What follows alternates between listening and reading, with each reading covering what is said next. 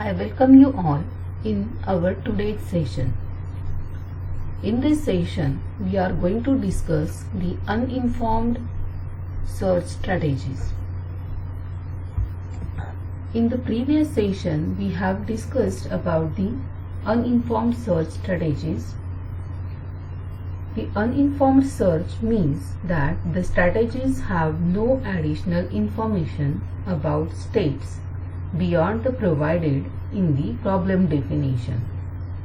All they have to do is generate successors and distinguish a goal state from a non-goal state. All search strategies are distinguished by the order in which nodes are expanded. In the previous session, we have discussed about the breadth first search as well as the uniform cost search. So in this session, we are going to discuss about the remaining uninformed search strategies. So what are those? Those are depth first search, depth limited search, iterative depending depth first search, and the bidirectional search. So we will start our discussion with depth first search. Depth first search always expands the deepest node in the current frontier of the first search.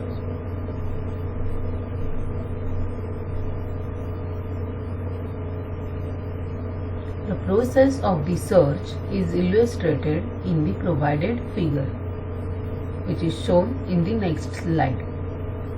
The search proceeds immediately to the deepest level of the search tree, where the nodes have no successors. As those nodes are expanded, they are dropped from the frontier. So then the search backs up to the next deepest node that still has unexplored successors.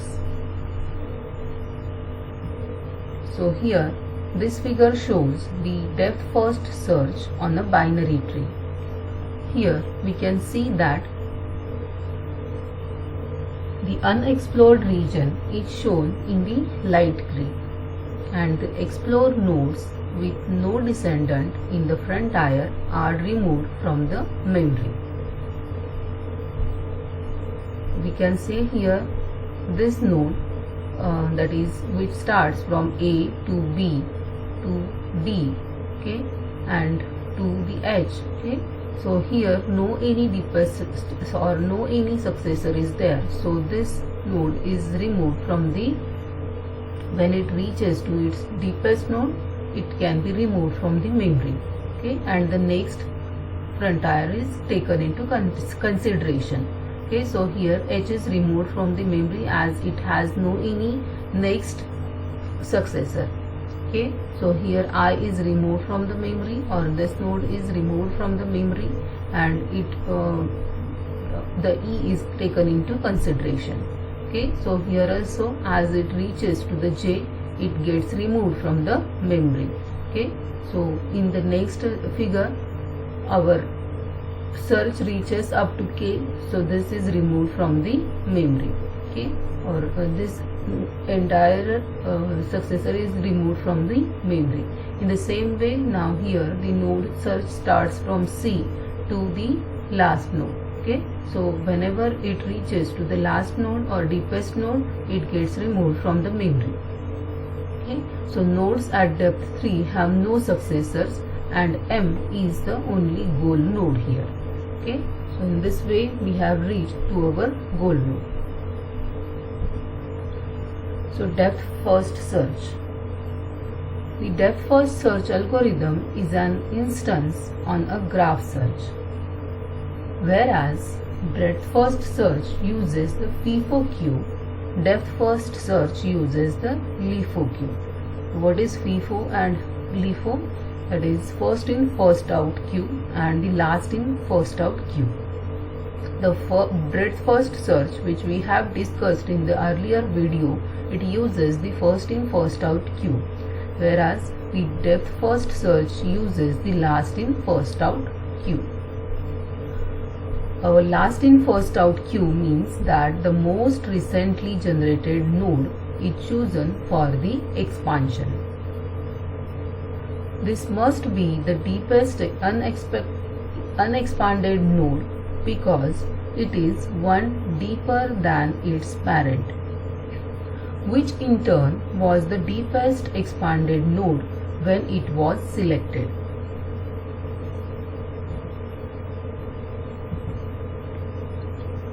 As an alternative to the graph search style implementation, it is common to implement depth first search with a recursive function that calls itself on each of its children in turn.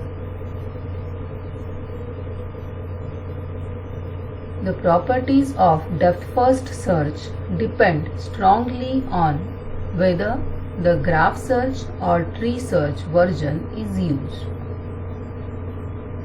So you can use the graph search version also or a tree search version also, and the properties of this depth first search depends on which type of search version is used here. Either it may be the graph search or it may be the tree search version. The graph search version, which avoids repeated states and redundant paths, is complete in finite state spaces because it will eventually expand every node. The search tree version, on the other hand, is not complete. The algorithm will follow the Arath to CBU, Arath, CBU loop forever. Okay, so here the graph search version and the tree search version are provided. In graph search version, it avoids the repeated state and the redundant paths. Okay, so it is complete in the finite state space because it will eventually expand every node. And the tree search version, it is not complete, the algorithm, because it will follow only the Arath CBU loop forever. Okay, so it is infinite and it will not complete the algorithm forever. The depth first tree search can be modified at no extra memory cost so that it checks new states against those on the paths from the root to the current node.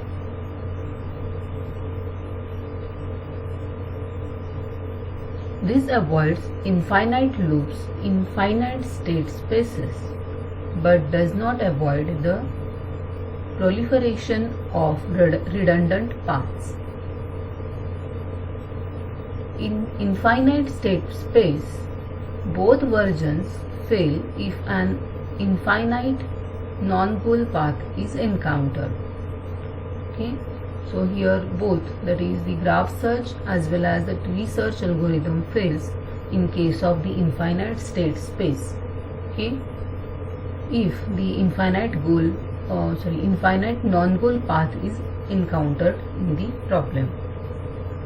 For example, in Kuhn's 4 problem, depth first search would keep applying the factorial operator forever.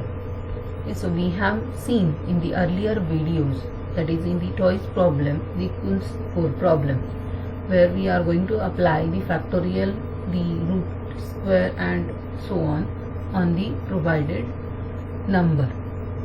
Okay, so here the depth first search would keep applying only the factorial operator forever. Okay, so it becomes an infinite non-goal path. Okay, so in that case we can't apply the depth first search. For similar reasons, both versions are non-optimal here.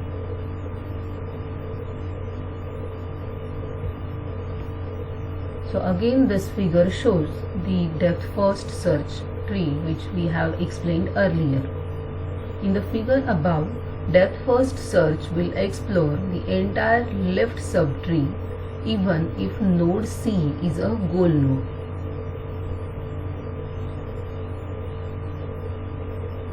If node J were also a goal node, then depth first search would return it as a solution instead of C, which would be a better solution. Hence, depth first search is not optimal. Okay, so here in this figure, although the C is the goal node, okay, so the node J will also be a goal node.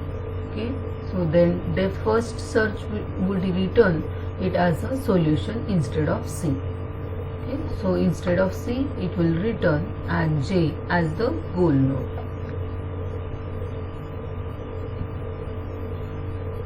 The time complexity of depth first search is bounded by the size of the state space, which may be infinite.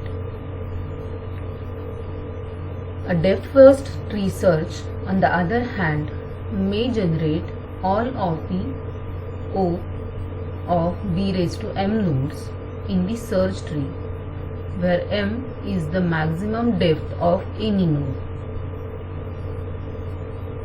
This can be much greater than the size of the state space.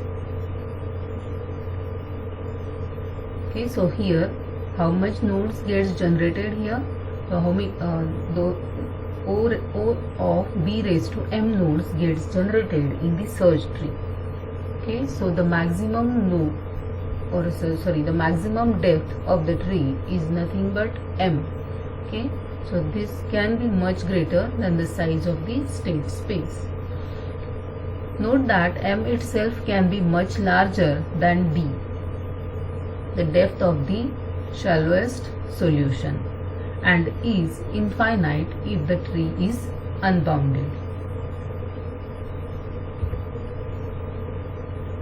So far, depth first search seems to have no clear advantage over breadth first search.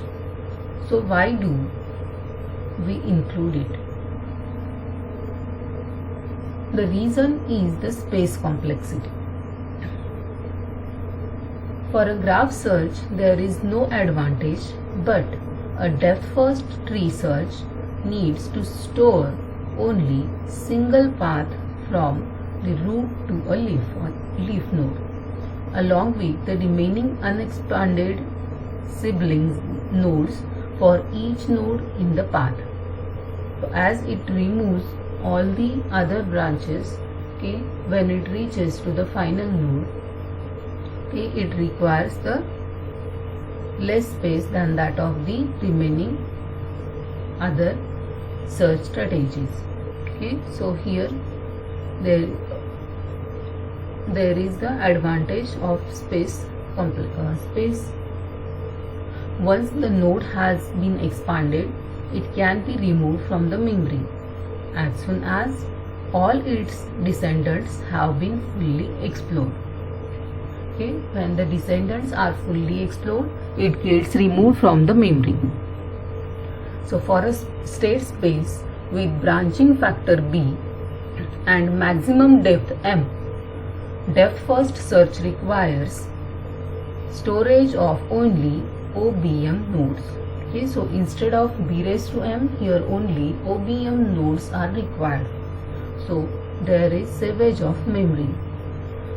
We find that depth first search would require 156 kilobytes instead of 10 exabytes at depth d is equal to 16, a factor of 7 trillion times less space, which is a huge advantage of depth first search.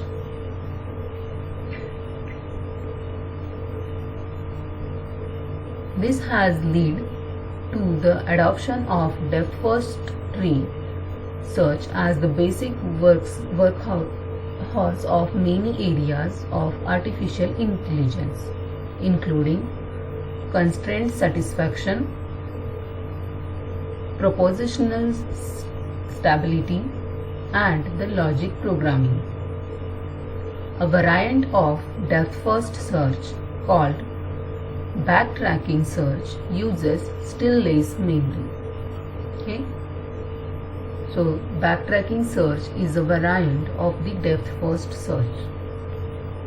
In backtracking, only one successor is generated at a time rather than all successors. Each partially expanded node remembers which successor to generate next. In this way, only OM memory is needed rather than OBM. Okay, so in depth-first search, OBM memory is required, while in backtracking search, here only OM memory is required. So backtracking search facilitates yet another memory saving trick or time, and it is a time saving also. The idea of generating a successor by modifying the current state description directly rather than copying it first. This reduces the memory requirements to just one state description and OM actions. For this to work, we must be able to undo each modification when we go back to generate the next successor. For problems with large state descriptions such as robotic assembly, these techniques are critical to success. So in those applications like robotic assembly, we cannot use the depth-first search. Okay? It becomes critical to success.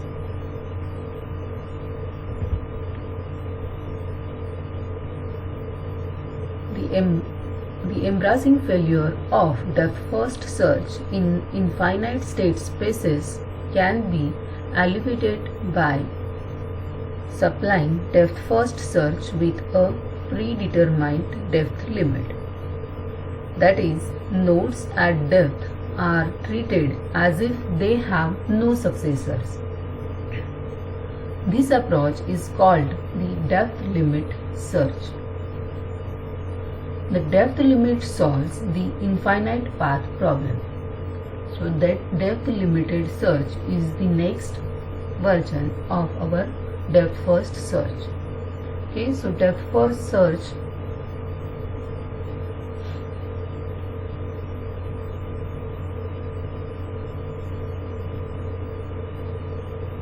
has the infinite path problem which gets avoided or eliminated by the depth limit search. Unfortunately, it also introduces an additional source of incompleteness if we choose less than D, that is, the shallowest goal is beyond the depth limit. The depth limited search will also be non-optimal if we choose greater than D. Its time complexity is O of B raised to L, where its space complexity is O of Bn. Okay, so the time complexity will be O of B raised to L, while the space complexity is O of Bl. The depth first search can be viewed as a special case of depth limited search with L is equivalent to infinity.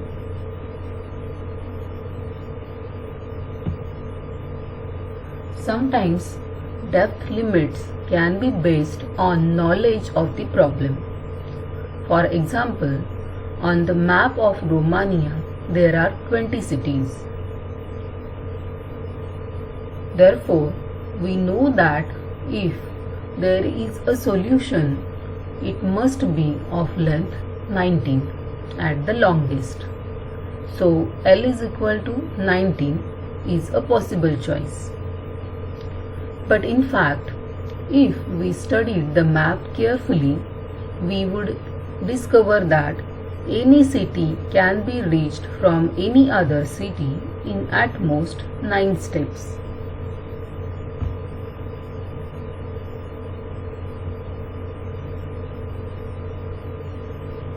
This number, known as the diameter of the state space, gives us a better depth limit, which leads to more efficient depth limited search.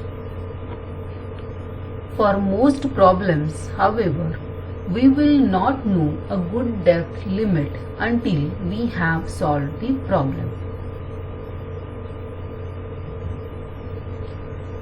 So, a recursive implementation of depth limited tree search is provided here. The function depth limited search with problems and limit is provided, which returns a solution or failure.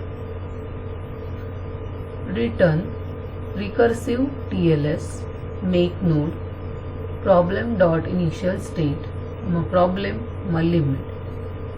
Function recursive DLS node problem limit returns a solution or failure.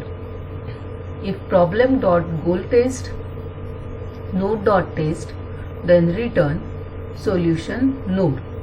If else if limit is equal to 0, then return cutoff. Else cutoff occurred fails. For each option in problem.actions node.state do child node problem node action. Result recursive DLS child problem limit 1. If result is equal to cutoff, then cutoff occurred true. Else if result is not equal to failure, then return result. If cutoff occurred, then return cutoff, else return failure. Okay, so this is the function depth limited search.